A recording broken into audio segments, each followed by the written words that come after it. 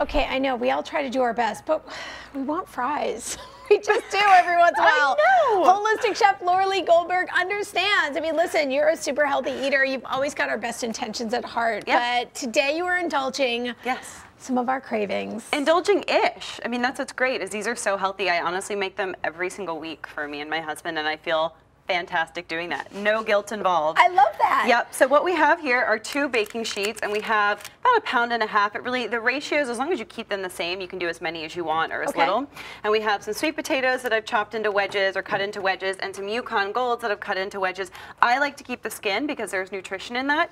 So you can totally peel the skin off if you want. But it's less work. I know. I mean, yeah. I don't know bonus. why people peel the skin off. Bonus. It's like so much easier. And it Just tastes leave amazing. Yeah, and so, you get more nutrients. Right. So no judgment, do your thing, but I like to keep it on. And so for the sweet potatoes, I do 1 teaspoon of coconut oil. Now, one of my roasting tricks in general is you need a lot less oil than people think. People douse vegetables with oil, and if you actually take the time to kind of massage them, you can cover a lot with just a little bit of oil. And can I ask you something? Because when you say dousing with oil, that might have happened at my house a few times. I feel like it doesn't crisp up as much because I just made the stuff so wet. That's I made the fries too much moisture. Yes. Is this happening? Yes, that is happening for sure. Yeah, you want to keep the moisture low. So that's definitely another reason to reduce the oil. Okay. And so for the seasoning for this, we have a 1/4 teaspoon of paprika, we have a teaspoon of sea salt, and a 1/4 teaspoon of cinnamon, which goes really, really nicely. Ooh, and then in your little bowls, a teaspoon of olive oil, and a teaspoon of sea salt here,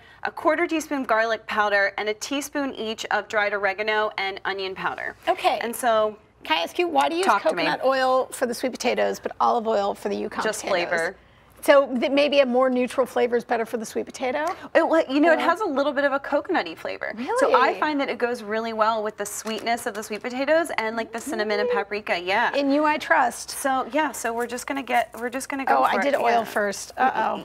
There is no wrong seasoning way. There is no. You're a forgiving chef too. I am I mean, I have to be. Look, there were plenty of burnt trays and things that went into my compost throughout the whole cookbook process. Okay, so listen, yeah, I want to talk about that because we have this recipe on todayinnashville.com, but it's in your brand new cookbook that comes out this Saturday. My cookbook comes out. I feel like it's my firstborn child. Look at this. I cannot wait. I hope y'all get to check it out, and I hope you love it, and I want feedback. And this is definitely one of my go-tos, and so it made an appearance in the cookbook. It's in the cookbook. You can't go wrong. It's a crowd pleaser. And if you have picky eaters, you don't have to do these seasonings. You can just do salt and oil and throw it in the oven. So I do have the oven preheated to 400 degrees, and you could do anywhere from 400 to 415. Really, it is very forgiving. Okay. And we're going to put them in for about 25 to 30 minutes. Now, one little trick that I do have. That is not a lot of oil, but I do feel like it got the job done. It gets the job done.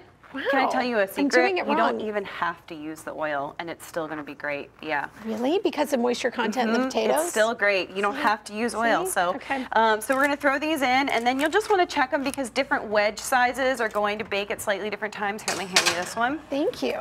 And then we have a sample tray of some. I love it. Yep, some pre-baked fries. They're nice and warmed up. Dipping sauce. So this is my when in doubt dipping sauce. Everybody loves this, and all it is equal parts ketchup, mayonnaise, and Dijon mustard.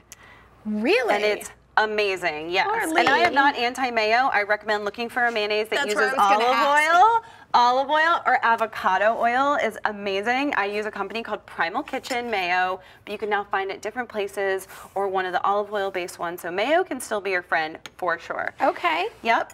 You're so sweet. You gave me a fork. You know, I mean, I try to keep it classy. My mom would love it. She'd be like, good, you need to actually cut it.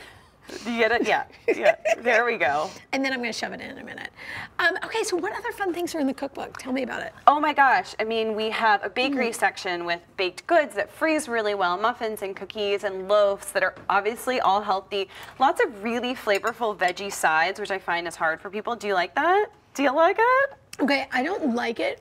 I absolutely love it. And this sauce is amazing. It's good, right? Mustard, ketchup, mayo. And you can adjust that to your, just a little zing. Yeah. A little zing. But the healthy fat from these higher quality mayos are actually really satisfying. So when you dip them, you're actually less inclined to just eat the whole batch, although if that happens, that's okay, because it does sometimes. But yeah, lots of good stuff. We love you. You're so understanding. I am. Family-friendly food, all healthy, all easy. Laura Lea Balance, llbalance.com. Find her on Instagram, check out all of her stuff, and get her cookbook. Yay, it's on Amazon right now and at bookstores. This recipe on Today in Nashville. Thanks so much.